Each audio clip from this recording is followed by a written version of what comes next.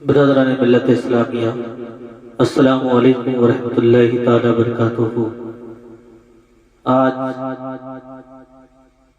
کا موضوع یہ ہے کہ اگر کوئی بندہ اللہ تبارک تعالیٰ کی عبادت یعنی نماز پڑھتا ہے تو اللہ تبارک تعالیٰ اس کو کون کون سی نعمتوں سے نوازتا ہے۔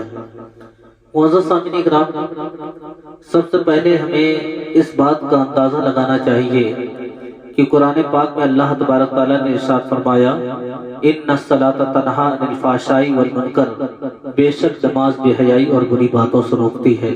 معزز سامعین کرام، اللہ اور اس کے رسول کی رضا کے لیے اگر آپ عبادت کر رہے ہیں، نبی کریم صلی اللہ تعالیٰ علیہ وسلم کے حکم کے مطابق حضور نے ارشاد فرمایا کہ نماز میرے آنکھوں کی ٹھنڈک ہے۔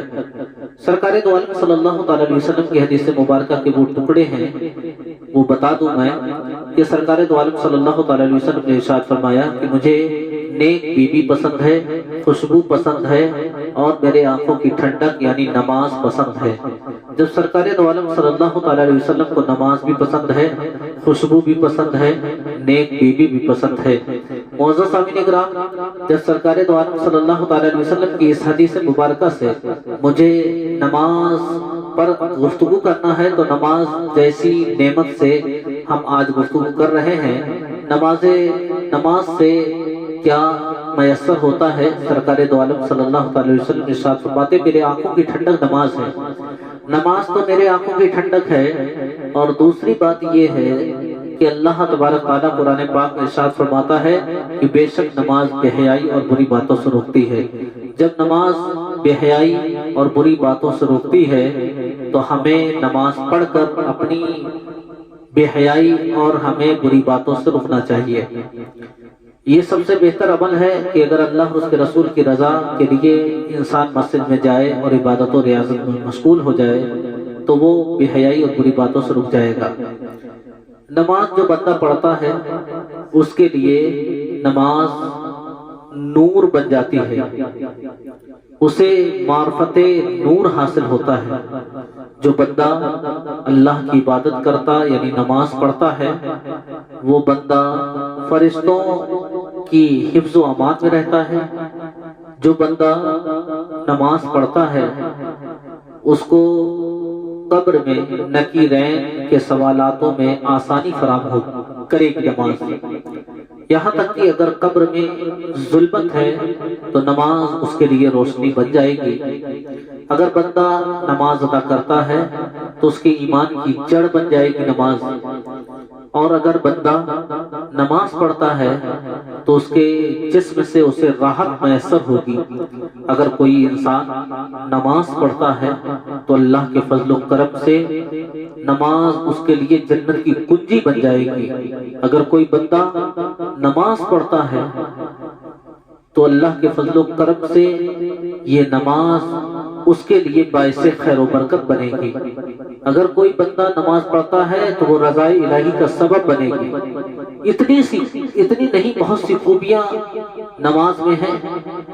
اگر کوئی نماز پڑھتا ہے تو اللہ تبارک تعالیٰ اس کے چہرے میں رونق دے گا۔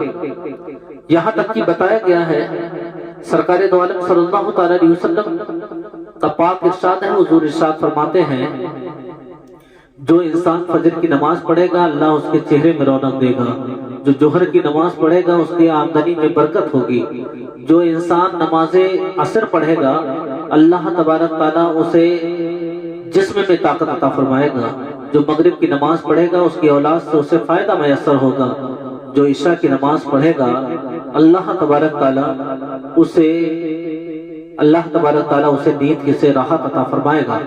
انگلش میں آیا تھا، نماز فجر انکریسز کمپلیکشن، نماز ظہر امپروسس انکم، نماز عصر امپروسس ہیلتھ، نماز مغرب گڈ فیوچر آف چلڈرن، نماز عشاء پیسفل سلیپ۔ سرکار دو عالم صلی اللہ تعالی وسلم کی اس حدیث مبارکہ کو انگلش میں ذکر کیا، یعنی ذکر کرنے والوں نے۔ ہم آج سے یہ تہیہ کر لیں کہ اللہ تبارک تعالیٰ ہمیں دنیا و آخرت کی نعمتیں نماز سے عطا فرما رہا ہے۔ ہم آج سے تہیہ کرتے ہیں کہ ہم نماز پڑھیں گے۔ पंजगाना नमाज पढ़ेंगे, बाजमात अदा करेंगे। हमारी जितनी माँ बहनें हैं वो अपने घरों में अल्लाह की इबादत और रियाजत करें। इसी में हमारी कामयाबी है। अगर हम नमाज पढ़ते हैं तो दुनिया में हम कामयाब होंगे और आखिरत में भी कामयाब होंगे। मैदान महशर में सबसे पहले अगर कोई सवालात होंगे तो वो पहला सवाल रोजे महशर की जागुजार बुअत अव्वलल पुरशिश नमाज बुअत। रोजे महशर जब कायम होगा तो अल्लाह तबारक ताला सबसे पहले नमाज के बारे में पूछेगा। तो मेरी तमाम अहले सुन्नत वल जमात के तमाम हजरात से मेरी गुजारिश है कि अल्लाह और उसके रसूल को राजी करने के लिए अल्लाह की इबादत में मसरूफ हो जाएं। अल्लाह तबारक ताला हर नेमतों से आपको नवाजेगा। अल्लाह की बारगाह में दुआ है अल्लाह हमें भी और आपको नमाज पढ़ने की तौफीक और रफ़ीक अता फरमाए। आमीन सुबह।